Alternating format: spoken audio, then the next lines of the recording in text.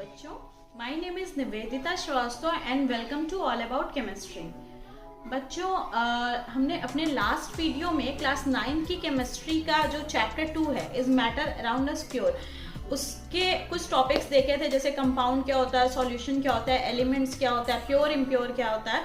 ये सारे टॉपिक्स हमने देखे थे, एक फ्लो चार्ट बनाया था एंड हमने उस फ्लो चार्ट में जो भी चीज़ें थी, जो भी क्लासिफिकेशन किया था, उन सबकी डेफिनेशन भी देखी थी।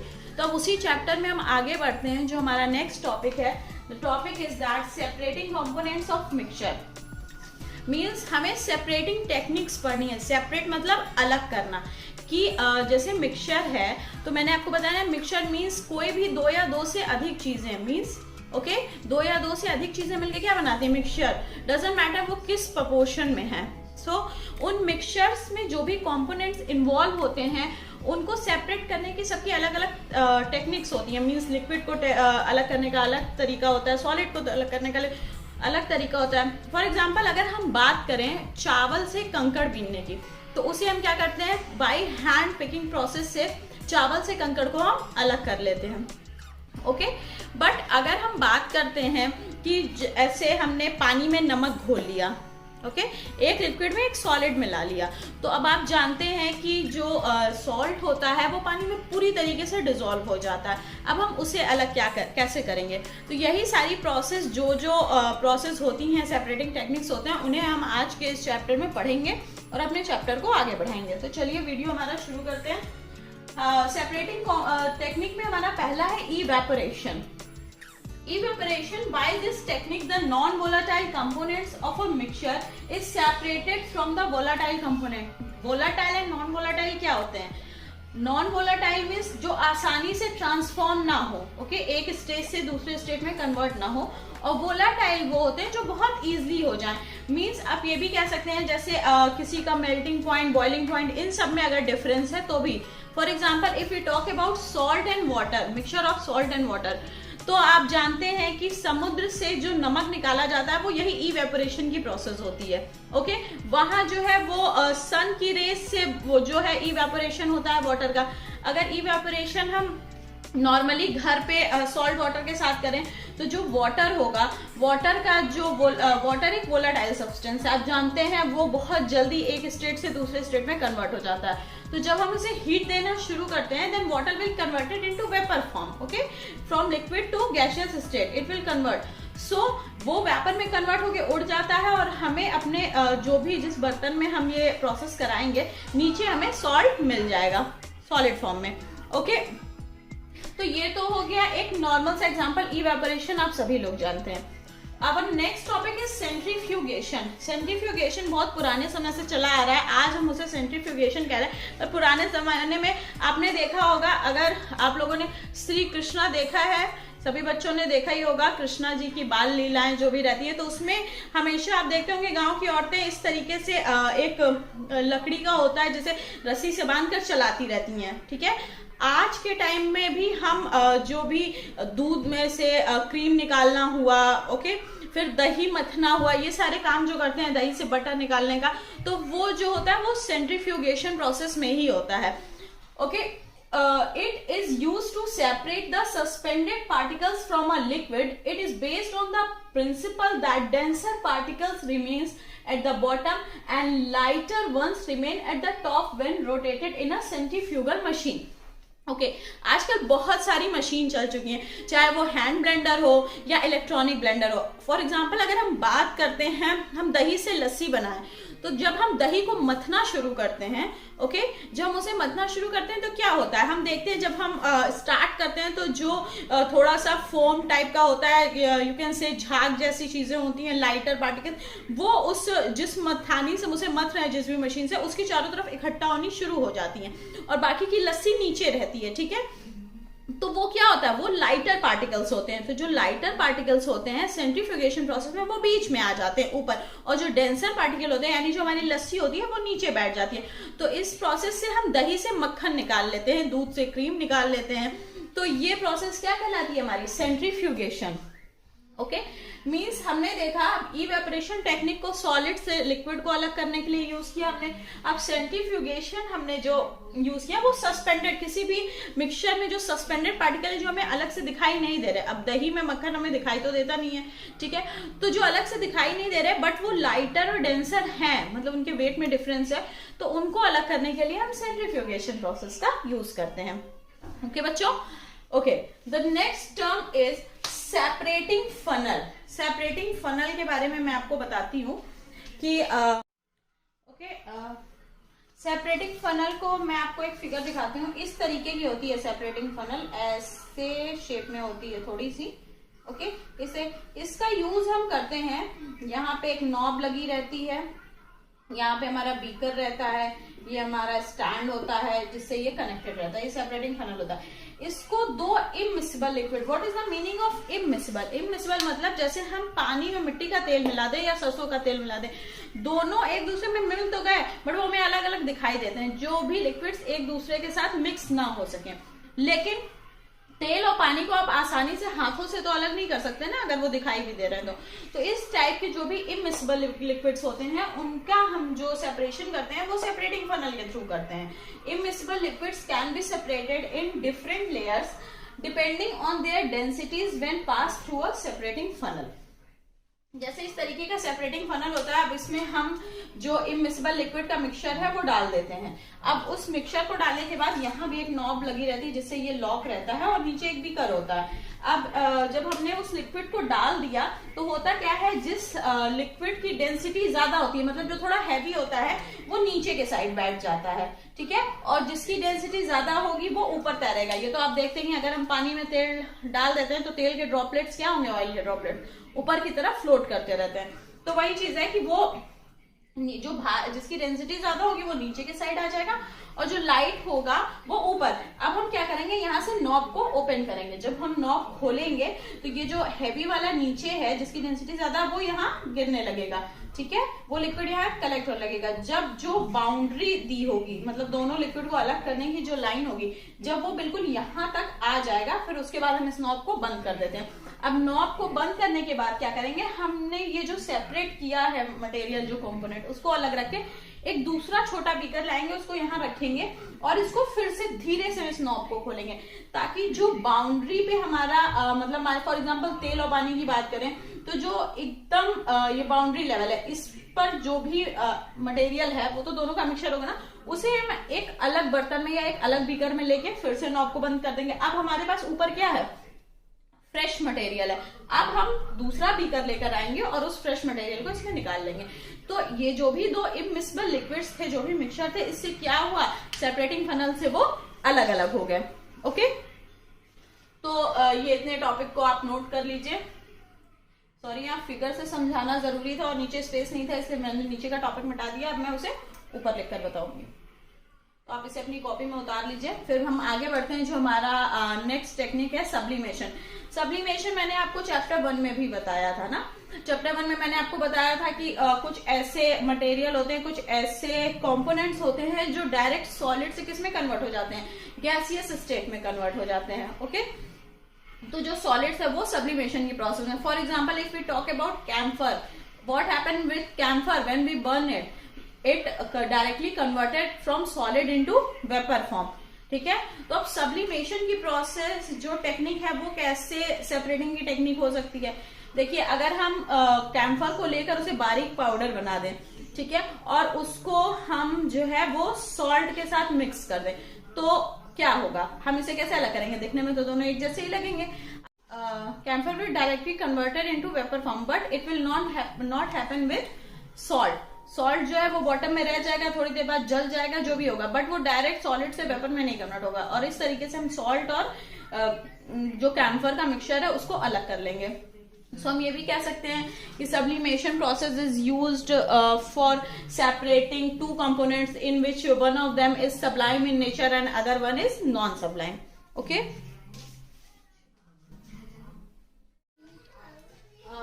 तो बच्चों, ये हमारी सब्लिमेशन की डेफिनेशन है। This technique is used to separate sublimable substance from non sublimable substance. Okay, तो ये देखिए मैंने यहाँ एक फिगर बनाया, जैसे अगर हम एक राउंड फ्लास्क ले लेते हैं फॉर एग्जांपल, और इसमें मैंने आपको बताया सॉल्ट एंड कैम्फर का मिक्सचर, वो पाउडर अगर हम इसमें डाल दें और यहाँ एक कॉर्क लगा दें, ठीक है, मान लीजिए मैं इसको फिर से बना देती हूँ, जैसे एक राउंड फ्लास्क ले लिया और यहाँ एक कॉर्क लगा दिया और इसमें वो मिक्सचर है, नीचे से हम बुनसन बर्नर की हेल्प से इसे हीट देंगे। अब होगा क्या, चूंकि कैम्फर की जो प्रॉपर्टी होती है वो सब्लिमेशन की होती है, वो सबलाइन होने लगेगा और धीरे धीरे वेपर में कन्वर्ट होकर ये जो कॉटन हमने यहाँ लगाई है उस पर स्टिक होने लगेगा। जब हमें ऐसा लगेगा कि अब मतलब पूरा का पूरा कैम्फर स्टिक हो चुका है, इसमें से गायब हो चुका है मिक्सचर में से, तो हम क्या करेंगे, वो कॉटन निकाल लेंगे और जब हम वो कॉटन निकाल लेंगे तो वो कॉटन जब ठंडी होगी, जब रूम टेम्परेचर पे आएगी, तो जो कैम्फर होगा वो वापस से सॉलिड फॉर्म में उस पर चिपका रहेगा और हमें वहां से क्या मिल जाएगा, कैम्फर मिल जाएगा, प्लस जो हमारा सॉल्ट है वो इसी राउंड फ्लास्क में नीचे रह जाएगा। तो इस प्रोसेस से हम क्या करते हैं, सब्लिमेबल सब्सटेंस को नॉन सब्लिमेबल सब्सटेंस से अलग कर देते हैं। Okay, our next topic is distillation. Distillation देखिए बच्चों, चाहे वो केमिस्ट्री हो या फिजिक्स हो, किसी भी चीज में, या बायो हो, हमें डिस्टिलेशन प्रोसेस की जरूरत पड़ती है, या फिर केमिस्ट्री में जो भी हम प्रैक्टिकल करते हैं। आपने एक डिस्टिल्ड वाटर शब्द सुना होगा। What is the meaning of distilled water? That is a pure water. Pure means क्या, इफ वी टॉक, अगर हम एक कांच का बीकर यहाँ ले लेते हैं और नीचे एक बुनसन बर्नर लगा देते हैं, ठीक है, इसमें वाटर ले लेते हैं हम। अब इसको हम क्या करते हैं, एक पाइप से कनेक्ट कर देते हैं इस तरीके से, ठीक है, जो कि यहाँ एक दूसरी बीकर में कलेक्ट होने के लिए। अब जब हम इसे नीचे से हीट देते हैं तो जो वाटर होता है वो क्या होता है, वेपर में कन्वर्ट होता रहता है। अब इसी के पास हम कुछ ऐसा लगा देते हैं, जैसे ठंडे पानी का पाइप हो गया या आइस हो गया। इस पाइप को अगर हम आइस से कवर कर देते हैं तो जो वेपर यहाँ पर आएगी, ठीक है, वो कंडेंस होती जाएगी, ठंडक पाके वो वापस से किसमें, लिक्विड में चेंज होती रहेगी और वो हम इस बीकर में कलेक्ट कर लेते हैं। तो ये जो पूरी प्रोसेस है इसे हम डिस्टिलेशन कहते हैं और इसी प्रोसेस के थ्रू हमें क्या मिल जाता है, डिस्टिल वाटर मिल जाता है, ठीक है। अब यहाँ डेफिनेशन लिखिए, this process is used to separate the mixture of two miscible liquids with different boiling point. Okay, तो अगर हम इस टॉपिक अगर हम इसकी बात करते हैं कि टू बॉइलिंग पॉइंट की बात अगर मैं कर लूं आपसे, तो फॉर एग्जाम्पल अगर हम एक लिक्विड वाटर ले लें जो कि 100 डिग्री सेल्सियस है और दूसरा लिक्विड हम कुछ ऐसा ले लेते हैं जिसका जो बॉइलिंग पॉइंट है वो 200 डिग्री सेल्सियस है। तो जो फिगर मैंने आपको बताया, जो प्रोसेस बताया, तो अगर हम ग्लास बीकर में लेकर उसे हीट देंगे तो होगा क्या, जिस वाटर का बॉइलिंग पॉइंट 100 डिग्री सेल्सियस है, जैसे ही टेम्परेचर हमारा 100 डिग्री सेल्सियस पहुंचेगा, वाटर क्या होगा, वेपर में कन्वर्ट होके दूसरे वाले बीकर में कलेक्ट होना चालू हो जाएगा, ठीक है। और जैसे ही पूरा का पूरा वाटर जो है वो कलेक्ट होगा, अब इसके बाद इस बीकर को हटा के हम यहाँ दूसरा बीकर रखेंगे, ठीक। उसके बाद जैसे जैसे इसका टेम्परेचर बढ़ता जाएगा, जब इसका टेम्परेचर 200 डिग्री सेल्सियस पहुंच जाएगा, तो क्या होगा, जो दूसरा लिक्विड है हमारा, वो हम फिर इस बीकर को हटाकर यहाँ दूसरा बीकर रखेंगे और उसमें उस लिक्विड को कन्वर्ट कर लेंगे। मतलब वो लिक्विड जो है वो वेपर में कन्वर्ट होगा 200 डिग्री सेल्सियस पे और हमारे दूसरे बीकर में कलेक्ट हो जाएगा, ठीक है। तो ये क्या हुआ, ये एक मेजर डिफरेंस था दोनों के बॉइलिंग पॉइंट में, एक 100 डिग्री सेल्सियस था और दूसरा 200 डिग्री सेल्सियस। इस प्रोसेस से हम दो मिक्सेबल लिक्विड जो कि अलग अलग नहीं दिखाई दे रहे हैं, ऐसे लिक्विड्स को हम सेपरेट कर सकते हैं। The next one is chromatography. Chromatography क्या होता है? Chromatography it is a technique to separate colored component of a mixture. देखिए, chromatography हायर क्लासेस में प्रैक्टिकल में हम देखेंगे, जब हम ग्रेजुएशन में पहुंचेंगे बीएससी वगैरह में, तो उसमें हमें केमिस्ट्री में करने को आती है। पर हम अगर उसे पहले से जान लेंगे तो हमारे लिए बहुत अच्छा होगा। जो क्रोमेटोग्राफी होती है वो कॉलम क्रोमेटोग्राफी, पेपर क्रोमेटोग्राफी, बहुत तरीके की होती है। मैं यहाँ आपको पेपर क्रोमेटोग्राफी का एग्जाम्पल बताती हूँ। इस तरीके का एक पेपर होता है, ओके, ठीक। इस पेपर पे हम डाई गिरा देते हैं, मतलब कलरफुल डाई, 5, 6, 7 जो भी कलर हो उनको आपस में मिक्स करके उस डाई को यहाँ गिरा देते हैं, एक ड्रॉप, और यहाँ तक एक लाइन खींच के इसको एक बीकर में इस तरीके से रखते हैं कि लिक्विड, उस बीकर में जो लिक्विड हो, मतलब जो भी लिक्विड भरा जाए, चाहे वो पानी हो या कुछ भी हो, उसमें यहाँ तक ये डूबा रहे, सिर्फ इस लाइन तक, वो जो स्पॉट हमने लगाया है वहां तक नहीं, ठीक है, यहाँ तक डिप किया है। अब जैसा कि आप जानते हैं कि पेपर की क्वालिटी होती है चीजों को ऊपर की तरफ खींचने की, तो होगा क्या, पानी जो है वो ऊपर की तरफ खींचेगा पेपर में, ठीक है। जब ऊपर की तरफ खींचेगा तो ये क्या होगा, ये जो स्पॉट हम लगाए ये फैलेगा और ज्यादा फैलता जाएगा। अब इसके बाद हम क्या करेंगे, इसी की डिस्टेंस वगैरह नाप के कि यहाँ से ये कितना ऊपर पहुंचा, कौन सा कलर कहाँ तक पहुंचा, हम क्या करते हैं अलग अलग कलर पता कर लेते हैं कि कौन कौन से कलर होते हैं, ठीक। वो डिस्टेंस वगैरह RF वैल्यू निकालना आपको हायर क्लासेस में पता चलेगा। फिलहाल आप ये जानिए कि अगर कई सारे कलर्स को मिक्स करके एक डाई बनाई गई तो उन डाई के कलर्ड कंपोनेंट्स को हम इस प्रोसेस से अलग अलग कर सकते हैं। और जो ये फैल गया है तो इससे भी क्या होगा कि इसके अलग अलग कलर इस पेपर पे दिखाई देने लगेंगे। तो this is known as chromatography. The next one is fractional distillation. This technique is similar to distillation. However, it can separate the mixture of miscible liquids with a difference of less than 25 K in their boiling point. Components of air can be separated by this process. Fractional distillation भी same कैसी होती है, distillation process की तरह होती है, but जो distillation process थी उसमें मैंने आपको बताया दो ऐसे लिक्विड लिए जिनके बॉइलिंग पॉइंट में बहुत ज्यादा डिफरेंस था, तो अपने पास बहुत सारा टाइम था दोनों बीकर हटाने का, चेंज करने का। बट फ्रैक्शनल डिस्टिलेशन में ऐसा नहीं होता है, दो लिक्विड हम ऐसे लेते हैं जिनके बॉइलिंग पॉइंट में बहुत कम डिफरेंस होता है। फॉर एग्जाम्पल अगर किसी का बॉइलिंग पॉइंट 70 है तो दूसरे का 100 ही है, ठीक है, मतलब अप्रॉक्स 95 ही है। इसी तरीके से फिर तीसरे का जो है वो 120 ही है। इस तरीके से डिफरेंस भी रहता है, तो उसे हम क्या करते हैं, करते उसी प्रोसेस है बट 1 by 1 बहुत ही मतलब स्पीडली या फिर अलग अलग बीकर लगा करके 1 by 1 जैसे जैसे जिसका बॉइलिंग पॉइंट के पास वो अपने पहुंचता रहता है, हम अलग अलग बीकर पे उसे वेपर फॉर्म में वो कन्वर्ट होता जाएगा, हम कलेक्ट करते जाएंगे। तो फ्रैक्शनल का मतलब कि फ्रैक्शन में इसको हम कलेक्ट करेंगे, अलग अलग बीकर साथ ही में जोड़ देंगे और इससे क्या होगा, सारा का सारा लिक्विड अपने अपने टेम्परेचर पे जब वेपर में कन्वर्ट होगा तो हम उसे कलेक्ट कर लेंगे। द नेक्स्ट वन लास्ट है क्रिस्टलाइजेशन। अब क्रिस्टलाइजेशन क्या होता है, देखिए इवेपोरेशन हमने पढ़ा कि जो समुद्र का पानी होता है उससे नमक कैसे अलग करते हैं, ठीक है। तो अब जो नमक के क्रिस्टल होते हैं तो उनको भी किस तरीके से फाइंड आउट किया जाता है, जैसे it is a technique use for purifying solid, मतलब सॉलिड को भी और ज्यादा कैसे प्यूरिफाई किया जाता है, इस प्रोसेस के लिए हम क्रिस्टलाइजेशन यूज करते हैं। In this process a pure solid is separated as its crystal from a solution, ठीक है, कि मतलब वापस से उसे सॉल्यूशन में कन्वर्ट करके फिर से उसको अगर हम क्रिस्टल के फॉर्म में फाइंड आउट करना है, हमें उसे प्योर फॉर्म में निकालना है, तो उसके लिए हम यूज करते हैं क्या, क्रिस्टलाइजेशन का प्रोसेस। तो ये सारे जो भी टॉपिक्स हैं इन्हें आप नोट्स को उतार लीजिए, फिर हम आगे बढ़ते हैं।